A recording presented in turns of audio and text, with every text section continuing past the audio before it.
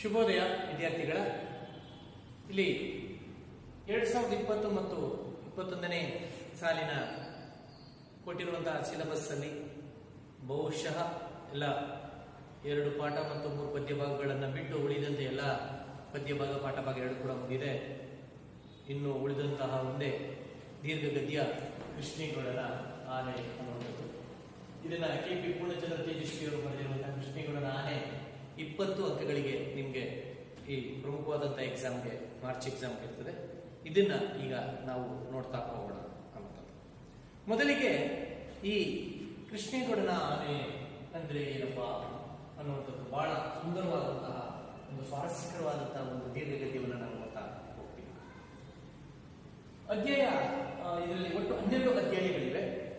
ಅದಕ್ಕೂ ಮೊದಲು ನಾವು ಇಲ್ಲಿ ಪಾತ್ರದ ಪರಿಚಯವನ್ನು ಮಾಡ್ತಾ ಹೋಗೋಣ ಅನ್ನುವಂಥದ್ದು. ಮೊದಲನೇದಾಗಿ ಲೇಖಕರು ಕೂಡ ಇಲ್ಲಿ ತಾವು ತಮ್ಮ ಪಾತ್ರವನ್ನ ಈ ಕೃಷ್ಣೇಗೌಡನ ಆನೆಯಲ್ಲಿ ತಾವು ಕೂಡ ಬರ್ತಾರೆ. ಹಾಗೆ ದುರ್ಗಪ್ಪ ಈ ವಿದ್ಯುತ್ ಶಕ್ತಿ ಅಥವಾ ಕರೆಂಟ್ ವಿಭಾಗದವರು, ತಿಪ್ಪಣ್ಣ ಟೆಲಿಫೋನ್ ಡಿಪಾರ್ಟ್ಮೆಂಟ್, ಹಾಗೆಯೇ ಕೃಷ್ಣೇಗೌಡರು ಇವರು ಆನೆನ ಸಾಕಿರುವಂತವರು, ಗೂಡೂರು ಮಠದ ಆನೆ ಇದು. ಇನ್ನು ವೇಲಾಯುಧ ಆನೆಯನ್ನ ನೋಡ್ಕೊಳ್ಳೋಕಿರುವಂತಹ ಮಾವುತ, ಹಾಗೇನೆ ರೆಹಮಾನ್ ಅನ್ನುವಂತಹ ಒಬ್ಬ ವ್ಯಕ್ತಿ ಬರ್ತಾನೆ. ಅದರ ಜೊತೆಯಲ್ಲಿ ಅವನ ಹೆಂಡತಿ ಜುಬೇದ ಅನ್ನುವಂಥ ಪಾತ್ರಧಾರಿ. ಅದಾದ ನಂತರ ಪ್ರಕಾಶ್ ಅನ್ನುವಂಥದ್ದು, ಇಕಾಲಜಿಸ್ಟ್ ಪ್ರಕಾಶ್ ಅನ್ನುವಂಥದ್ದು. ಅದಾದ್ಮೇಲೆ ಹಳೆಕೊಪ್ಪದ ಸುಬ್ಬಣ್ಣ ಅನ್ನುವಂಥ ಪಾತ್ರಧಾರಿ. ಹಾಗೇನೆ ನೆಕ್ಸ್ಟ್ ಗಂಗಾಧರ, ಇವರು ಗಂಧದ ಮರದ ಕಳ್ಳ ಸಾಗಾಣಿಕೆಯ ಪ್ರಮುಖ ವ್ಯಕ್ತಿ ಗಂಗಾಧರ. ಅದಾದ್ಮೇಲೆ ಕಾಡಪ್ಪ ಶೆಟ್ಟರು, ನಂತರ ನಾಗರಾಜ, ಇವನೇ ಮುಖ್ಯವಾದಂತಹ ಪಾತ್ರಧಾರಿ, ಫಾರೆಸ್ಟ್ ಆಫೀಸರ್ ನಾಗರಾಜ ಅನ್ನೋದು. ಇದಾದ್ಮೇಲೆ ಬರುವಂತಹ ಒಬ್ಬ ಪೋಸ್ಟ್ ಮ್ಯಾನ್ ಜಬ್ಬಾರ್ ಅನ್ನುವಂಥ ವ್ಯಕ್ತಿ. ಅದಾದ್ಮೇಲೆ ವೆಟರ್ನರಿ ಸ್ಟಾಕ್ ಮ್ಯಾನ್ ಪುಟ್ಟಯ್ಯ ಅನ್ನುವಂಥದ್ದು ಈ ವ್ಯಕ್ತಿ. ಅದಾದ್ಮೇಲೆ ಖಾನ್ ಸಾಹೇಬ್, ಮುನ್ಸಿಪಲ್ ಪ್ರೆಸಿಡೆಂಟ್ ಖಾನ್ ಸಾಹೇಬ್, ಯಾರು ಮುನ್ಸಿಪಲ್ ಅಧ್ಯಕ್ಷರು ಖಾನ್ ಸಾಹೇಬರು ಮೂಡಿಗೆರೆಯ. ಕೊನೆಯಲ್ಲಿ ರಮೇಶ್ ಬಾಬು, ಇವರು ಟೆಲಿಫೋನ್ ಡಿಪಾರ್ಟ್ಮೆಂಟ್ ಮುಖ್ಯವಾದಂತಹ ವ್ಯಕ್ತಿ. ಅದಾದ್ಮೇಲೆ ಬರುವಂತಹ ಡ್ರೈವರ್ ಅಬ್ಬಾಸ್ ಮತ್ತು ಕ್ಲೀನರ್ ಕೃಷ್ಣ, ಕೊನೆಯಲ್ಲಿ ಗಾರ್ಡ್ ರಾಮಪ್ಪ. ಪ್ರಮುಖವಾದಂತಹ ಪಾತ್ರಧಾರಿಗಳ ಹಿನ್ನೆಲೆಯಲ್ಲಿ ನಾವು ಈ ಕೃಷ್ಣೇಗೌಡರ ಆನೆ ಅನ್ನುವಂತಹ ಒಂದು ದೀರ್ಘಗದ್ಯವನ್ನ ನೋಡೋದಿಕ್ಕೆ ಮೊದಲು ನಾವು ಏನಪ್ಪಾ ಯಾವ ಉದ್ದೇಶದಿಂದ ಲೇಖಕರು ಇಲ್ಲಿ ಪೂರ್ಣಚಂದ್ರ ತೇಜಸ್ವಿ ಅವರು ಇದನ್ನು ಪರಿಚಯಿಸ್ತಾ ಹೋಗ್ತಾರೆ ಅನ್ನೋದನ್ನ ಸ್ವಲ್ಪ ಅದನ್ನ ನಾವು ಹಿನ್ನೆಲೆಯನ್ನ ವಿಚಾರಿಸ್ತಾ ಹೋಗೋಣ. ಯಾವ ಹಿನ್ನೆಲೆಯಲ್ಲಿ ಈ ದೀರ್ಘಗದ್ಯವನ್ನ ಇಲ್ಲಿ ಹೇಳಿದ್ದಾರೆ ಅಂತ ಓದ್ತಾ ಹೋಗ್ತೀನಿ, ಕೇಳಿಸ್ಕೊಳ್ತಾರೆ. ಶ್ರೀಯುತ KP ಪೂರ್ಣಚಂದ್ರ ತೇಜಸ್ವಿಯವರ ಕೃಷ್ಣೇಗೌಡನ ಎಂಬ ನೀಳ್ಗತೆಯು ಅವರ ಅತ್ಯಂತ ಮಹತ್ವದ ರಚನೆಗಳಲ್ಲಿ ಒಂದಾಗಿದೆ, ಅತ್ಯಂತ ಪ್ರಮುಖವಾದದ್ದು ಅನ್ನೋದು. ಆನೆಯ ನೆಪದಲ್ಲಿ ಊರಿನಲ್ಲಿ ನಡೆಯುವ ಎಲ್ಲಾ ದುರಂತ ಘಟನೆಗಳಿಗೆ ವಿಚಿತ್ರವಾದ ಸಂಬಂಧಗಳು ಬೆಳೆದು ನಿಗೂಢವಾಗಿ ಮನುಷ್ಯ ಮತ್ತು ಪರಿಸರದ ನಡುವೆ ವಿಷಮತೆಗೆ ಕಾರಣವಾಗುವ ಸಾಮಾಜಿಕ ಸನ್ನಿವೇಶದ ಮುಖವನ್ನು ಕೃಷ್ಣೇಗೌಡನ ಆನೆ ಚಿತ್ರಿಸುತ್ತದೆ. ಪ್ರಕೃತಿ ಮತ್ತು ಮನುಷ್ಯ ಇವರಿಬ್ಬರ ನಡುವೆ ಅವಿನಾಭಾವ ಸಂಬಂಧ, ಅದರ ಜೊತೆಯಲ್ಲಿ ಬರುವಂತಹ ಒಂದು ಮೂಕ ಪ್ರಾಣಿ ಆನೆ. ಆನೆಯನ್ನ ಬ್ಲೇಮ್ ಮಾಡುವಂಥದ್ದು, ಆನೆಗೆ ಎಲ್ಲಾ ಆರೋಪಗಳನ್ನು ಹೊರಿಸುವಂಥದ್ದು. ಯಾಕೆ ಆನೆ ಮಾತು ಬರಲ್ವಲ್ಲ, ಅಮೂಕ ಪ್ರಾಣಿ ಅಲ್ಲ, ಅದಕ್ಕೋಸ್ಕರ ಆನೆ ಮೇಲೆ ಇಲ್ಲಿ ಎಲ್ಲಾ ಆರೋಪಗಳನ್ನು ಹೊರಿಸುವಂಥದ್ದನ್ನ ಬಹಳ ಸಾಂಕೇತಿಕವಾಗಿ ಇಲ್ಲಿ ಚಿತ್ರಿಸ್ತಾ ಹೋಗ್ತಾರೆ ಅನ್ನೋದು. ಬದುಕಿನ ಗಂಭೀರ ಕಾಳಜಿಗಳನ್ನು ಮತ್ತು ಕಾಣದ ಕ್ಷುದ್ರ ರಹಸ್ಯಗಳನ್ನು ಪತ್ತೇದಾರಿ ರೀತಿಯಲ್ಲಿ ಕಾಣಿಸುವ ನೆಲೆ ಈ ಕಥೆಯಲ್ಲಿದೆ. ಪತ್ತೇದಾರಿ ಅಂತಂದ್ರೆ ಪತ್ತೇದಾರಿ ಕಾದಂಬರಿಗಳು ಅನ್ನುವಂಥದ್ದು, ಅಂದ್ರೆ ರಹಸ್ಯ ಗೂಢಾಚಾರ್ಯ ಅನ್ನುವಂಥದ್ರಲ್ಲಿ ಈ ಕಥೆ ಬರುತ್ತದೆ ಅನ್ನುವಂಥದ್ದು. ಮುಂದೆ ಬರುವಂತಹ ಇಲ್ಲಿ ಬರುವ ಮಾವುತ, ವೇಲಾಯುಧ, ಫಾರೆಸ್ಟ್ ನಾಗರಾಜ ಅದೇ ಪಾತ್ರಧಾರಿಗಳು ಓದ್ತಾ ಹೋಗ್ತೀನಿ. ಡ್ರೈವರ್ ಅಬ್ಬಾಸ್, ಕ್ಲೀನರ್ ಕೃಷ್ಣ, ಸುಬ್ಬಣ್ಣನ ಮೇಕೆಗಳು, ಈ ಎಲ್ಲರ ಸಾವಿಗೆ ಕೃಷ್ಣೇಗೌಡರ ಆನೆಯೇ ಕಾರಣ ಎಂದು ಆರೋಪಿಸುವುದು ವ್ಯವಸ್ಥೆಯ ವ್ಯಂಗ್ಯವಾಗಿದೆ. ಎಷ್ಟು ಜನ ಇಲ್ಲಿ ಸಾಯ್ತಾರೆ ಅಂದ್ರೆ ತಿಪ್ಪಣ್ಣ ಅಂತಂದ್ರೆ ಯಾವ ಡಿಪಾರ್ಟ್ಮೆಂಟು? Telephone department. ಅದಾದ್ಮೇಲೆ ಡ್ರೈವರ್ ಅಬ್ಬಾಸ್, ಕ್ಲೀನರ್ ಕೃಷ್ಣ, ಸುಬ್ಬಣ್ಣನ ಮೇಕೆಗಳು, ಇವರೆಲ್ಲರ ಇವರೆಲ್ಲರ ನಾಗರಾಜ, ಅದು ಫಾರೆಸ್ಟರ್ ನಾಗರಾಜ, ಇವರೆಲ್ಲರ ಸಾಲಿಗೆ ಈ ಕೃಷ್ಣೇಗೌಡನ ಆನೆನೇ ಕಾರಣ ಅಂತ ಆರೋಪಿಸುವಂಥದ್ದು ಹಾಸ್ಯಾಸ್ಪದ ಅಂತ ವ್ಯಂಗ್ಯವಾಗಿ ಲೇಖಕ ಹೇಳ್ತಾ ಹೋಗ್ತಾರೆ. ಈ ಪಟ್ಟದಾನೆ ಎಲ್ಲಿತ್ತು ಅಂತಂದ್ರೆ, ಈ ನಮ್ಮ ಕೃಷ್ಣೇಗೌಡರ ಆನೆ ಮೊದಲು ಗೂಳೂರು ಮಠದಲ್ಲಿತ್ತು. ಅದು ಪಟ್ಟದಾನೆಯ ಮಠವೊಂದರ ಪಟ್ಟದಾನೆಯಾಗಿತ್ತು. ಹರಾಜಿನಲ್ಲಿ ಕೊಂಡ್ಕೊಂಡು ಬಂದು ಅದು ಕೃಷ್ಣೇಗೌಡನ ಜೀತದಾನೆಯಾಗಿತ್ತು. ಮಠದಲ್ಲಿದ್ದಂಥದ್ದು ಜೀತದಾನೆ ಅಂತಂದ್ರೆ ದಿನ ದುಡಿಯುವಂತ ಆನೆಯಾಗಿತ್ತು. ಹಾಗೆಯೇ ಇಲ್ಲಿ ಊರಿನಲ್ಲಿ ಆಗುವ ದುರಂತಗಳಿಗೆ, ಅನಾಹುತಗಳಿಗೆ, ಸಾವುಗಳಿಗೆ, ಕಳ್ಳ ಸಾಗಾಣಿಕೆ, ಗಂಧ ಸಾಗಾಣಿಕೆ, ಎಲ್ಲಾ ವ್ಯವಹಾರಗಳಿಗೆ ಆನೆನೇ ಕಾರಣ ಅಂತ ಎಲ್ಲ ಆರೋಪಿಸುವಂಥದ್ದು. ಎಲ್ಲ ಜನರು ಕೂಡ ಆನೆ ಮೇಲೆ ಅದನ್ನ ಆರೋಪವನ್ನು ಹೊರಿಸ್ತಾರೆ.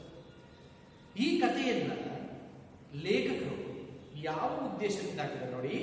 ಪ್ರಸ್ತುತ ಭಾರತದ ಸಾಮಾಜಿಕ, ರಾಜಕೀಯ, ಧಾರ್ಮಿಕ, ಸಾಂಸ್ಕೃತಿಕ ಹಾಗೂ ಅಧಿಕಾರಶಾಹಿ ವ್ಯವಸ್ಥೆಯ ಕರಾಳ ಸತ್ಯಗಳನ್ನು ಈ ಕಥೆ ಚಿತ್ರಿಸುತ್ತದೆ. ನೋಡಿ, ಸಾಮಾಜಿಕವಾಗಿ, ರಾಜಕೀಯವಾಗಿ, ಧಾರ್ಮಿಕವಾಗಿ, ಸಾಂಸ್ಕೃತಿಕವಾಗಿ ನಾವು ಅಯ್ಯೋ ಈ ಭ್ರಷ್ಟಾಚಾರ, ಈ ತಪ್ಪುಗಳು ಎಲ್ಲ ಆಗೋದಕ್ಕೆ ಕಾರಣ ಅನ್ನುವಂಥದ್ದನ್ನ, ಮೂಕ ವ್ಯವಸ್ಥೆ ಇದೆಯಲ್ಲ, ಸಿಸ್ಟಮ್ ಇದೆಯಲ್ಲ, ಮೊದಲು ನಾವು ಬದಲಾದ್ರೆ ಇಡೀ ವ್ಯವಸ್ಥೆ ಬದಲಾಗ್ತದೆ. ನಾವು ಬದಲಾಗಿಲ್ಲ ಅಂದ್ರೆ ವ್ಯವಸ್ಥೆ ಬದಲಾಗಲ್ಲ. ಅದಕ್ಕೆ ಇಲ್ಲಿ ಈ ಸತ್ಯವನ್ನ ಇದು ಸಮೀಕರಿಸ್ತದೆ ಅನ್ನೋದು. ವ್ಯವಸ್ಥೆಯ ಭ್ರಷ್ಟತೆ, ನಿಷ್ಕ್ರಿಯತೆ, ಈರ್ಷ್ಯೆಗಳಿಂದ ಎದುರಾಗುವ ದುರಂತಗಳ ಆಶಯ ಈ ಕಥೆಯ ಮುಖ್ಯ ಭಿತ್ತಿಯಾಗಿದೆ. ಮನುಷ್ಯನ ಸಣ್ಣತನ ಹಾಗೂ ಸ್ವಾರ್ಥಗಳಿಗೆ ಮನುಷ್ಯನೇ ಕಾರಣನಾದರೂ ಈ ಕಥೆಯಲ್ಲಿ ನಡೆಯುವ ವೈರುಧ್ಯ ಹಾಗೂ ದುರಂತಗಳಿಗೆ ಆನೆಯೇ ಅಪರಾಧಿಯಾಗುವುದು, ಹಾಗೆ ಆನೆ ಇದ್ದಕ್ಕಿದ್ದಂತೆ ಮಾಯವಾಗುವುದು ಒಂದು ದುರಂತದ ವ್ಯಂಗ್ಯ.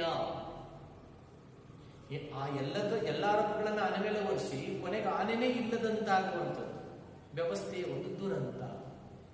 ಪ್ರಸ್ತುತ ಭಾರತದ ಸಾಮಾಜಿಕ, ರಾಜಕೀಯ, ಸಾಂಸ್ಕೃತಿಕ ಎಲ್ಲ ಬಿಕ್ಕಟ್ಟುಗಳಿಗೂ ಹೇಗೆ ಬದಲಾಗ್ತಾ ಇಲ್ಲ ಆಗಿದೆ ಅನ್ನುವಂಥದ್ದು. ಇಲ್ಲಿ ತೇಜಸ್ವಿ ಅವ್ರದ್ದು ಒಂದು ಕಾಳಜಿ ಇದೆ, ನೈತಿಕ ಕಾಳಜಿ. ಏನದು? ಭಾರತ ಅನ್ನುವಂಥದ್ದು ಗ್ರಾಮಗಳ ಆಧಾರದ ಮೇಲೆ, ಗ್ರಾಮಗಳ ಆಧಾರಿತ ಭಾರತ ದೇಶ. ಇಲ್ಲಿ ನಿಂತು ಜಾಗತಿಕ ವಿದ್ಯಮಾನಗಳನ್ನ, ಬದಲಾವಣೆಗಳನ್ನ ವೀಕ್ಷಿಸುವಂತಹ ತೇಜಸ್ವಿಯವರಿಗೆ ವಿದ್ಯಮಾನಗಳ ಬಲೆಯಲ್ಲಿ ಗ್ರಾಮ ಭಾರತ ಸಿಕ್ಕು ಒದ್ದಾಡ್ತಾ ಇದೆ. ಇನ್ನೂ ಕೂಡ ಗ್ರಾಮ ಭಾರತ ಉದ್ಧಾರ ಆಗಿಲ್ಲ, ಅದು ಏಳಿಗೆ ಕಾಣಲಿಲ್ಲ. ಕೃಷ್ಣೇಗೌಡರ ಆನೆ ಪಾಪದ ಪ್ರಾಣಿ, ಮಾತು ಬರಲ್ಲ, ಮೂಕ ಪ್ರಾಣಿ. ಆದ್ರೆ ಭಾರಿ ಶರೀರ ಮತ್ತು ಅಪಾರ ಶಕ್ತಿಯನ್ನು ಹೊಂದಿದ್ರೂ ಕೂಡ ಬಾಯಿಲ್ಲದ ಪ್ರಾಣಿಯಾಗಿರುವ ಕಾರಣ ಬಾಯಿ ಇರುವ ಎಲ್ಲರಿಗೂ ಶೋಷಣೆಗೆ ವಸ್ತುವಾಗುತ್ತದೆ.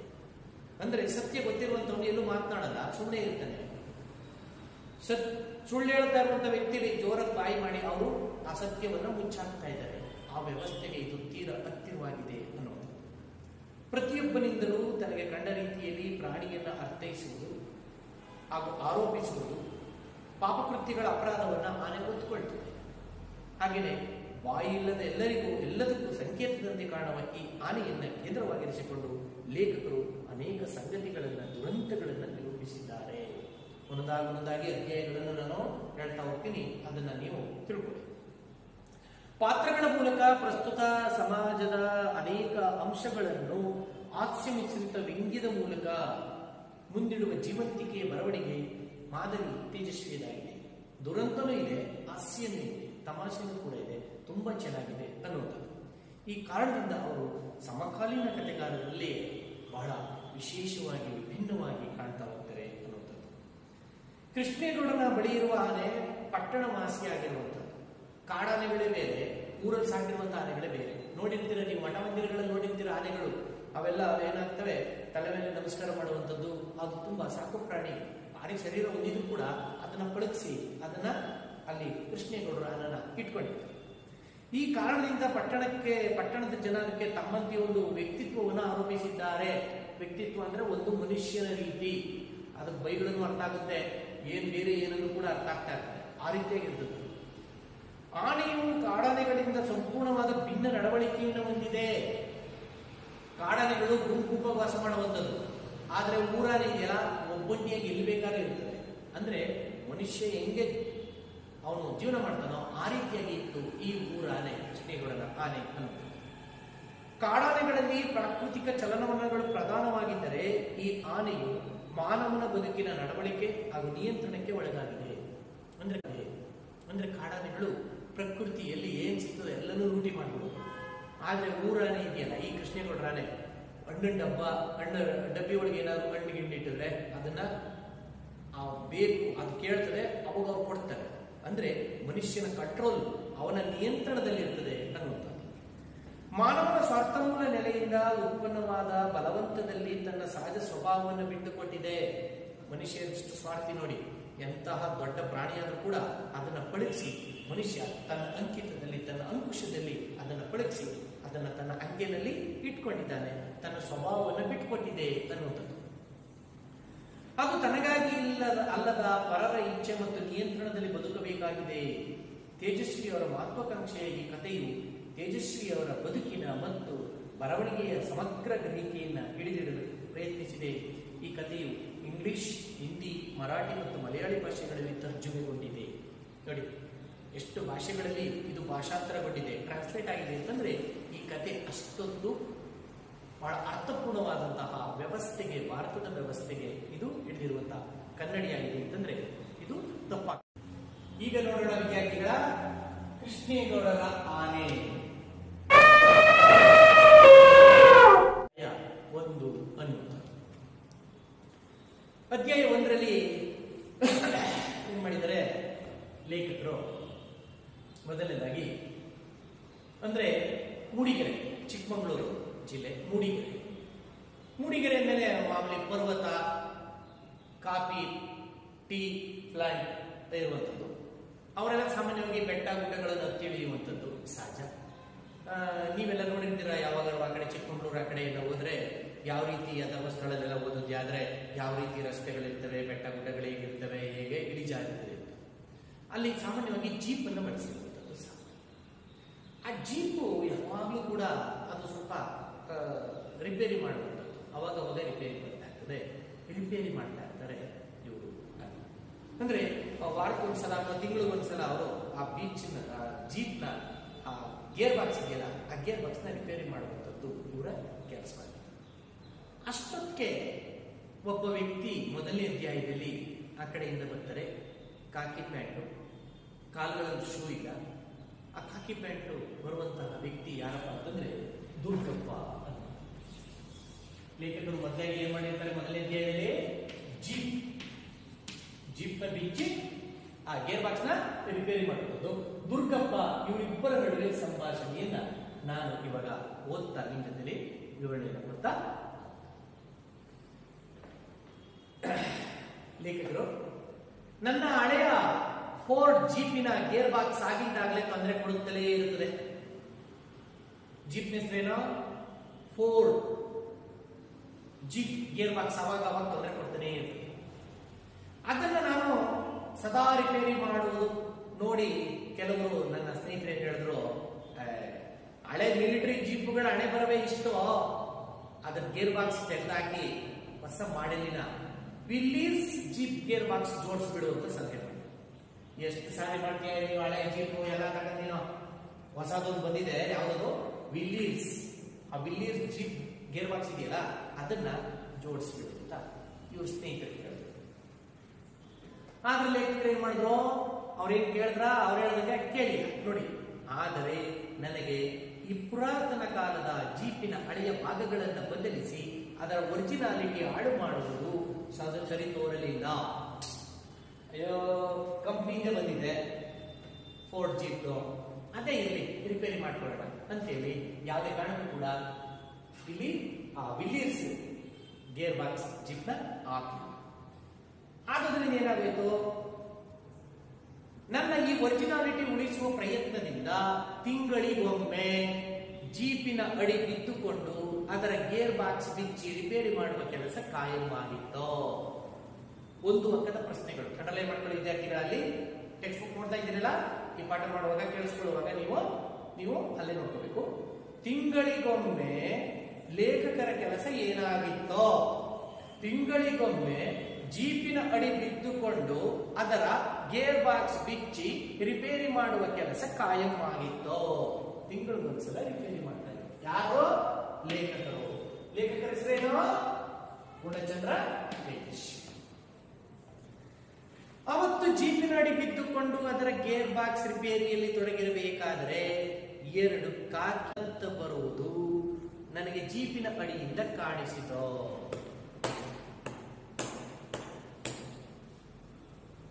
ಕೆಳಗಡೆ ರಿಪೇರಿ ಮಾಡ್ತಾ ಇದ್ದಾರೆ, ಆ ಕಡೆಯಿಂದ ಕಾಣಿಸ್ತಾ ಇಲ್ಲ, ಮುಖ ಕಾಣಿಸ್ತಾ ಇಲ್ಲ, ಕಾಲಲ್ಲಿ ಮಾತ್ರ ಕಾಕಿ ಪ್ಯಾಂಟ್ಗಳು ಕಾಣಿಸ್ತಾ ಇದ್ದಾವೆ. ಇವ್ರಿಗೆ ನನಗೆ ಪೊಲೀಸ್ ಡಿಪಾರ್ಟ್ಮೆಂಟ್ ತಟ್ಟನೆ ಜ್ಞಾಪಕಕ್ಕೆ ಬಂದು ಗಾಬರಿಯಾದರು. ಕಾಕಿ ಅಂತಂದ್ರೆ ಸಾಮಾನ್ಯ ಯಾವ್ಯಾವ ಇರ್ತದೆ? ಪೊಲೀಸು, ಪೋಸ್ಟ್ ಆಫೀಸು ಅಥವಾ ಈ ಫಾರೆಸ್ಟ್, ಈ ತರ ಬರುತ್ತೆ. ಬೂಟ್ಸ್ ಇಲ್ಲ, ಅರೆ ಶೂ ಇಲ್ಲದೆ ಬಂದಿರುವಂತ ಯಾರು ಪೊಲೀಸ್ ಅಪ್ಪ ಇರೋ ಅಂದ್ಬಿಟ್ಟು ಏನ್ ಮಾಡಿದ್ರು, ಬೂಟ್ಸ್ ಇಲ್ಲದ ಕಾಲುಗಳಾದ್ದರಿಂದ ಬೇರೆ ಯಾವ ಡಿಪಾರ್ಟ್ಮೆಂಟಿನವೋ ಎಂದು ಬೋಲ್ಟ್ಗಳನ್ನ ಬಿಚ್ಚುತ್ತಾ ಹಾಗೇ ಯೋಚಿಸಿದೆ. ಬಂದಾತ ನಾನು ಜೀಪಿನ ಅಡಿ ಇದ್ದುದರಿಂದ ಅವನು ಬಂದದ್ದನ್ನ ಗಮನಿಸಿಲ್ಲವೆಂದು ಬಗೆದು 1-2 ಬಾರಿ ಇದ್ಯಾರಿಗೂ ಓಹೋ ಯಾರು ಬಂದಿದ್ದಾರೆ ಈ ಕೆಮ್ಮು ಸೌಂಡ್ ಕೇಳಿಸ್ತಲ್ವಾ? ಈ ಶಬ್ದ ನಮ್ಮ ಕಡೆ ಏನು ಅನ್ನೋದು ನಾನು ಹೇಳ್ತೀನಿ ಕೇಳಿ. ನಮ್ಮ ಕಡೆ ಕೆಮ್ಮು ಕಾಲಿಂಗ್ ಬೆಲ್ ಇದ್ದ ಹಾಗೆ. ಕಾಲಿಂಗ್ ಬೆಲ್ ನೀವೆಲ್ಲ ಗೊತ್ತಿರಲಿಲ್ಲ ಮನೆಯಲ್ಲಿ ಕಾಲಿಂಗ್ ಬೆಲ್.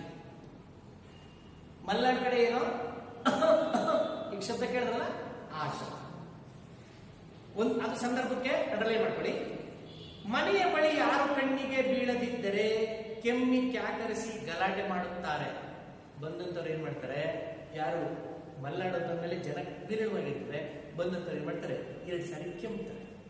ಬಹುಶಃ ಯಾಕೆ ಕೆಮ್ತಾರೆ ಅಂತಂದ್ರೆ ಭಾಷೆ ಉಪಯೋಗಿಸ್ಬೇಕಲ್ಲಪ್ಪ, ಏನೇನು ತೊಂದರೆಗಳಿದೆಯೋ ಏನೋ, ಮನೆಯವ್ರ ಹೆಸರೇನೋ ಗೊತ್ತಿರೋದಿಲ್ಲ, ಇನ್ನು ಹೆಸರಿಡ್ದು ಹೆಂಗ್ ಕರಿಬೇಕೋ ಅದು ಗೊತ್ತಿಲ್ಲ, ಸ್ವಾಮಿ ಏನ್ಬೇಕಾ, ಬಹುವಚನ ಉಪಯೋಗಿಸ್ಬೇಕಾ ಅಥವಾ ಏಕವಚನ ಉಪಯೋಗಿಸ್ಬೇಕಾ, ಇವೆಲ್ಲಾ ತೊಂದರೆ ಇರೋದ್ರಿಂದ ಭಾಷೆ ಉಪಯೋಗಿಸಿ ಕರಿಬೇಕಾದ್ರೆ ಏನೆಲ್ಲ ಬಿಕ್ಕಟ್ಟಿರ್ತದಲ್ವಾ, ತೊಂದರೆ ಇರ್ತದಲ್ವಾ, ಅದಕ್ಕೋಸ್ಕರ ಏನ್ ಮಾಡ್ಬಿಡುದು, 1-2 ಸಾರಿ ಮತ್ತೆ ಕೆಮ್ಮಿಡುದು. ಕೆಮ್ಮಿದ್ರೆ ಎಲ್ಲ ತೊಂದರೆ ಇರೋದಿಲ್ಲ.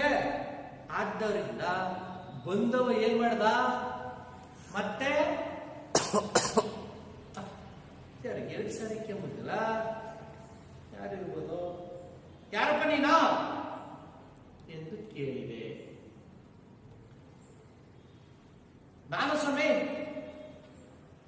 ನಾನು ಅಂದ್ರೆ ಯಾರಪ್ಪ?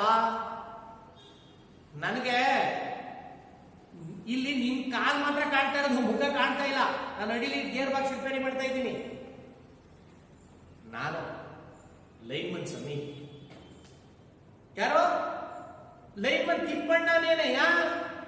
ತಿಪ್ಪಣ್ಣ ನೋಡಿ, ಟೆಲಿಫೋನ್ ಡಿಪಾರ್ಟ್ಮೆಂಟ್. ತುತು ಟೆಲಿಫೋನ್ ಡಿಪಾರ್ಟ್ಮೆಂಟ್ ಅಲ್ಲ ಸ್ವಾಮಿ, ನಾವು ಕರೆಂಟ್ನವರು. ನಾನು ಲೈನ್ಮನ್ ದುರ್ಗಪ್ಪ. ಓ ದುರ್ಗಪ್ಪ, ಅದ್ಯಾಕೆ ಟೆಲಿಫೋನ್ ಡಿಪಾರ್ಟ್ಮೆಂಟ್ಗೆ ತೂ ಅಂತೀಯಲ್ಲ? ಅವ್ರ ಕಂಡ್ರೆ ನಿಂಗೆ ಆಗಲ್ವ? ಇಬ್ಬರದು ಕಂಬ ಅಂತದೆ ತಾನೇ ಕೆಲಸ. ಸುಮೇರಿ ಸ್ವಾಮಿ, ಅದೊಂದು ತರಲೆ ಡಿಪಾರ್ಟ್ಮೆಂಟ್ ಅಲ್ವಾ? ನಮ್ ತಂತಿ ಹತ್ರ ತಂತಿ ತರಬ್ಯಾಡ್ರಿ, ಟೆಲಿಫೋನ್ ಗೊರ ಅನ್ನತ್ತೆ, ಹಾಗೆ ಹೀಗೆ ಅಂತೆಲ್ಲ ದಿನ ನಮ್ ಜೊತೆ ಪೂಕಾರು ತೆಗಿತಾನೇ ಇರ್ತಾರೆ. ತುಂಬಾ ಕಿರಿಕು. ನಮ್ ತಂತಿ ಹತ್ರ ತಂತಿ ತರಬೇಡ್ರಪ್ಪ, ನೀವು ಕರೆಂಟ್ನವರು ದಯವಿಟ್ಟು ನಮ್ಮ ಹತ್ರ ತರಬೇಡಿ. ಟೆಲಿಫೋನ್ ಬರೇ ಕಿತಾಪತಿ, ಆ ಸುದ್ದಿ ಹೇಳ್ಬೇಡಿ ಸ್ವಾಮಿ ನೀವು ಅಂತ ಯಾರು ಹೇಳಿದ್ರು? ದುರ್ಗಪ್ಪ. ಇದೇ ಕಥೆ ಹೇಳ್ತಾರೆ. ಅವಾಗ ನಾನೇನ್ ಮಾಡಿದೆ, ನಾನು ಜೀಪಿನ ಅಡಿಯಿಂದ ಹೊರ ಬಂದೆ. ದುರ್ಗಪ್ಪ ಕೈಯಲ್ಲಿ ಕಟಿಂಗ್ ಪ್ಲೇಯರು ತಂತಿ ಸಿಂಬಿ ಹಿಡ್ಕೊಂಡು ನಿಂತದ್ದ. ಏನೆಯಾ, ಏನ್ ಸಮಾಚಾರ ಎಂದು ಕೇಳಿದೆ. ಸಮಾಚಾರ ಏನಿಲ್ಲ ಸ್ವಾಮಿ. ಮತ್ತೇನ್ ಬಂದೆ? ಸುಮ್ಮನೆ ಬಂದೆ. ಇವನು ಯಾಕೋ ಕಣಿಪಿಗ್ಗೆ ಆಗ್ತಾನೆ ಅವನು ದುರ್ಗಪ್ಪ. ಅವನ ಮಾತು ಕೇಳಿದ್ರೆ ಏನೋ ಕೆಲಸವಿಲ್ಲದೆ ಪುರ್ಸೊತ್ತಾಗಿದ್ರಿಂದ ಇಲ್ಲಿವರೆಗೂ ಬಂದವನೇ ಅಂತ ಅರ್ಥ ಆಗ್ತಿತ್ತು. ಏನೋ ಸುಮ್ಮನೆ ಬಂದಿರ್ಬೇಕು ಅಂತ ನಾನು ಅನ್ಕೊಂಡೆ. ಕೆಲವ್ರು ಬಂದವ್ರು ಏನ್ ಮಾಡ್ತಾರೆ ಗೊತ್ತಾ, ನಾನು ಅನ್ಕೊಂಡೆ ಆಗಿದ್ರೆ ಓಹೋ ಏನೋ ಇನಾಮ್ ಕೇಳಲ್ವಾ ಅಥವಾ ಚಂದ ವಸೂಲಿಗೋ ಇಲ್ವಾ, ಮನೆ ಉಪಯೋಗಕ್ಕೆ ಕಾಫಿ ಬೀಜನ ಏಲಕ್ಕಿನೋ ತೆಗೆದುಕೊಂಡು ಹೋಗೋಕೆ ಪೀಠಿಕೆ ಆಗ್ತಾ ಇದ್ದೇನೆ ಅಂತ ಅನಿಸ್ತು. ಸುಮ್ಮನೆ ಬರೋದಿಲ್ಲ ಗಂಟ ಮನೆಗೆ ಏನಾದರೂ ಇನಾಮು ಚಂದ ವಸೂಲಿ ಕಾಫಿ ಬೀಜ ಅಥವಾ ಏಲಕ್ಕಿನ ಏನೋ ಕೇಳೋದಕ್ಕೆ ಬಂದಿರಬೇಕು ಅಂತ ಯೋಚಿಸಿ, ನಮ್ಮಲ್ಲಿ ಇದು ದೊಡ್ಡಗಳು ಮಲ್ನಾಡ್ ಕಡೆ ಏನೋ ಬಂದವರು ಬಂದ್ ಕೆಲಸ ಏನು ಅಂತ ಚಟ್ಪಟ್ ಹೇಳೋದೇ ಇಲ್ಲ. ನಮ್ಮ ಮೂಡ್ ಹೇಗಿದೆ ಅಂತ ಲೆಕ್ಕಾಚಾರ ಹಾಕಿ ಹೇಳೋ ಬೇಡು ಅಂತ ಯೋಚನೆ ಮಾಡ್ತಾ ಅದು ಇದು ಮಾತಾಡ್ತಾ ನಿಂತಿರ್ತಾರೆ. ಅವಾಗ ನಾವೇ ನಾನಾ ಪರಿಯಲ್ಲಿ ಅವ್ರನ್ನ ಕೇಳ್ಕೊಂಡು ಬಾಯಿ ಬಿಡಿಸ್ಬೇಕು. ಅಲ್ಲಿಯವರೆಗೂ ಅವ್ರು ಬಂದುದಕ್ಕೆ ಅರ್ಥ ಸಂಬಂಧವಿದ್ದ ವಿಷಯ ಮಾತಾಡ್ತಾ ಅನ್ಯ ಮನಸ್ಕರಾಗಿ ನಿಂತಿರುತ್ತಾರೆ. ನನ್ಗೆ ಅವತ್ತು ತಾಳ್ಮೆ ಇರಲಿಲ್ಲ. ಯಾಕೆ ಹೇಳಿ, ನಾನೇನ್ ಮಾಡ್ತಾ ಇದ್ದೀನಿ ಹೇಳಿ, ಜೀಪ್ ಗೇರ್ ಬಾಕ್ಸ್ ರಿಪೇರಿ ಮಾಡ್ತಾ ಇದ್ದೀನಿ ಅಲ್ವಾ ಅಂತ ಲೇಖಕರು ಅಲ್ಲಿ ಹೇಳ್ತಾ, ವಿದ್ಯಾರ್ಥಿಗಳ ಮುಂದಿನ ತರಗತಿಯನ್ನ ನಾನು ಸೋಮವಾರ ಮಂಗಳವಾರ ಪ್ರಾರಂಭ ಮಾಡ್ತೀನಿ. ಧನ್ಯವಾದ.